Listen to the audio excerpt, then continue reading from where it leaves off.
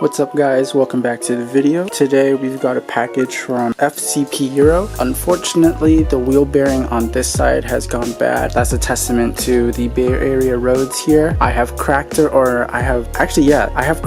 and I have bent a rim on this side. So I'm pretty sure that's why the wheel bearing is not in the best condition. I am at 58,000 miles, if that makes a difference. But today we've got a wheel bearing straight from FCP Euro. What I really like about these guys is that it comes with a lifetime warranty that's consumable. So let's take for example, you do an oil change. So you buy the oil from them. As soon as you swap the oil, you just ship them your old oil and then they will reimburse you for the amount that you paid. So it's kind of like doing a free oil change. But yeah, let's go ahead and unbox this and get started. Here it is in all of its glory. Holy, this thing is heavy. This brand is, what's it called? FAG. I don't know if that stands for something. And let's see what comes inside of the box. Yep, see, like I was saying, the lifetime replacement guarantee right there. That is the sickest stuff about FCP Euro. So let's take a look at the wheel bearing. Very, very nice solid unit. And then the bolts for it right here. So I'm guessing this one is the axle bolt, and then these one, I believe these go onto the arms themselves in the front. I don't know exactly what it's called, but I know where it is inside of the car, but we'll get these guys in. So that's the stuff that we have for the car today. So let's go ahead and jack up the car.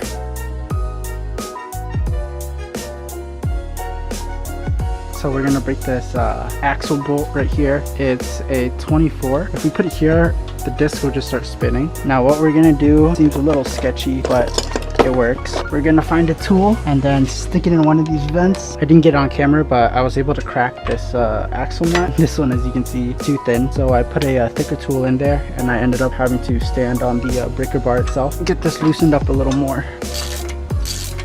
Axle bolt is out, and then now we can focus on getting the brake stuff out. This one's already hand loose. And now before I forget, don't forget to remove the brake pad sensor. Got some bungees to hold up the caliper. Caliper carrier, caliper, and the pads are off. You guys can see right here, I believe these are 16ths. There's 3 of them, 1, 2, and 3 at the back over here. So we're just gonna crack all 3 of these and then get this out of here. So to remove the 16s, and I use 2 screwdrivers, go in between and just kind of evenly pry it down just until it gets out of the arm. Almost there. Cool. Now that these are out of this arm, you can just move this to the side like that. Take out the axle bolt. Make sure you hammer it a little bit, not too hard or else you ruin the threads, but hammer it a little bit so this thing can come out. And then if I remove the screwdriver, this should split off and this can just hang down to the side. And then leave this bolt here. You're gonna take your M12 triple square, and it's hard to see, but 1, 2, 3, we're gonna try to get these guys loose. So once I get them loose, I'll go ahead and update you guys then. So the wheel bearing is out. We have it right here. It's really weird because I'm getting that vibration, but I can't see, feel, or hear anything wrong with this wheel bearing. Turn slightly to the left, you can notice like a thumping noise inside of the car. It looks more than fine to me, and it spins decently well. There's no noise or anything. So sorry guys, been kind of lazy with the filming, but everything's put back together. Now we're gonna go ahead and lower it off the ground and take it on a drive, and hopefully that solves our vibration problem.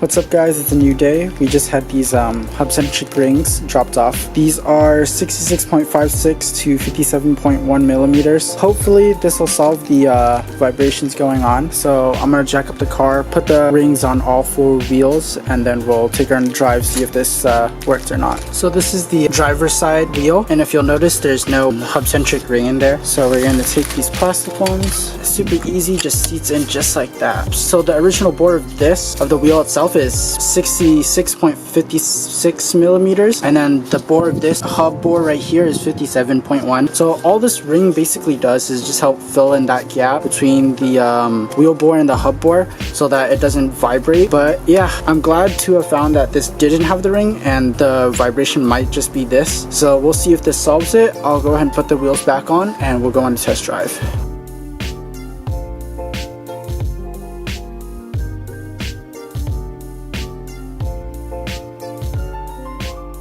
So I just finished taking off a driver's side wheel bearing. As I spun it with the rotor and the wheel off, really hard to hear, but the balls are grinding against each other inside of there.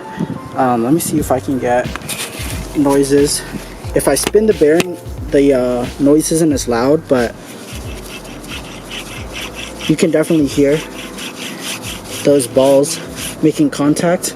Whereas here's how the normal bearing should sound like. It's nice and smooth. So now that we've pinpointed that it is this wheel bearing, we'll go ahead and get the other one on.